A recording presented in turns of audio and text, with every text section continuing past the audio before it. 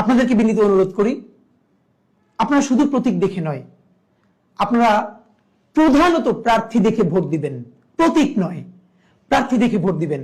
আপনার এলাকায় কারা নির্বাচন করছেন আপনি সবার প্রোফাইল নিয়ে একটু ঘাটুন। বিএনপির কে, জামাতের কে, এনসিপির কে, স্বতন্ত্রকে, সবার উপর একটু আধা ঘন্টা সময় দিন।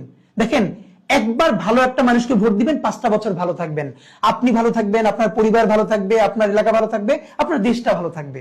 আর আপনি যদি ভুল সিলেকশন করেন, আমরা কেউ ভালো থাকবো না। আমরা যদি সবাই বেছে বেছে যোগ্য লোকটাকে, যোগ্য প্রার্থীকে ভোট দেই, সে বিএনপির হোক, জামাতের হোক, এনসিপির হোক এবং স্বতন্ত্র হোক, যে দল থেকেই হোক, তাহলে যোগ্য মানুষগুলো যদি গিয়ে সংসদে দাঁড়ায়, আপনি ভাবেন তো আমাদের সংসদটা হয়ে উঠবে যোগ্য মানুষদের একটা কারখানা।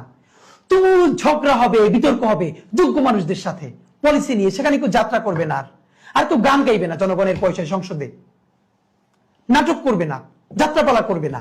সুতরাং প্লিজ প্রতীক দেখে নয়, যোগ্য প্রার্থীকে ভোট দিন, সে যেই দলেরই হোক।